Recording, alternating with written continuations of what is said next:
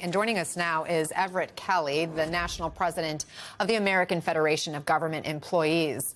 Everett, right now, what should people know about the kind of work that's not getting done with all these federal workers furloughed? Well, Anna, thank you, first of all, for having me.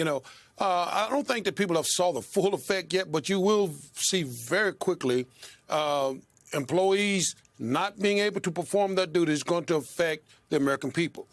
You will see long lines in airports. You will see, claims that you are trying to file for beneficiary. You'll see those claims being delayed. You'll see maybe even see veterans filing claims being delayed, meat processing, food processing, all of those types of things, being delayed. And actually it can be a detriment to the American people. American families are already suffering. They're struggling right now. The wife of one DHS worker in Ohio told NBC News that her bank rejected her request for a deferment on her mortgage. What else are you hearing from other workers? Well, they are very distraught because they remember the past shutdowns. In the past shutdowns, that was $11 billion taken out of the economy. That's massive. And we're going to see more and more of that. And the people that I represent are very concerned. They're concerned about whether or not they're going to have funding to take care of their mortgage, to take care of child care. And those that have to come to work and not get paid, they're concerned if they're going to even have gas to put in the automobile to get to work. Now, the people that I represent are no different from the rest of America. 65% of Americans live from paycheck to paycheck. And the people that I represent are no different. And so they are wanting this being used as a pawn to go away. The government open, they can get to their job, they can do their job and provide the services that the Americans deserve and need. We're hearing a lot from lawmakers, but they're not talking to each other. They're just talking at each other or out there. Do workers that you represent feel like their needs are being considered, that their suffering is on top of mind of these people in power?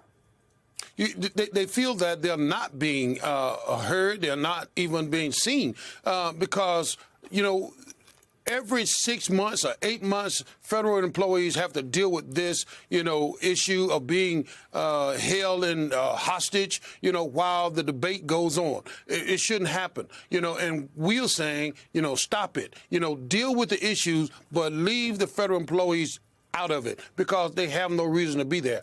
It is improper, it's inhuman, and it's wrong. Yeah, add in the mass firings that could begin as soon as today across the federal government. What do you make of it?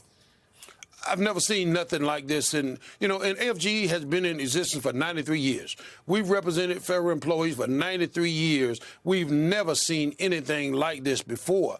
We do believe that it's illegal, and we are challenging that thanks to other unions that have stepped up with us, and filed lawsuits against those type of actions because we truly believe that they are illegal. They do not work in conjunction with a furlough.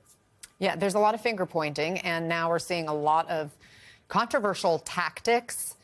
You have, these emails going out from department heads blaming Democrats, and then we're learning, have people at the Department of Education, for example, discovering that their email accounts have been manipulated, that you have out-of-office replies that include talking points blaming the government shutdown on Democrats. One employee told us, quote, "I took the statement that they sent us earlier in the week to use, and I pasted that on top of her reply, basically a standard out of office. They went in and manipulated my out of office reply."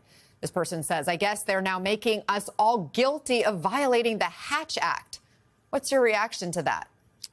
Well, again, I've never seen anything like this before. This administration would do anything, in my opinion, to make a point. Now it's time out for finger pointing. It's time out for accusing anyone. It's time for Congress to get to work, both Democrat and Republican, to come together, get this job done, do their job. We're doing ours. The federal employees want to do their job. They are locked out of their job. And matter of fact, I'm going to call it just like it is. As I said yesterday, it's really a shakedown for political posturing, and that should never happen. Well, we are keeping our eye on what we're hearing from these lawmakers. So far, no major breakthrough to report. Everett Kelly, thanks so much for joining us.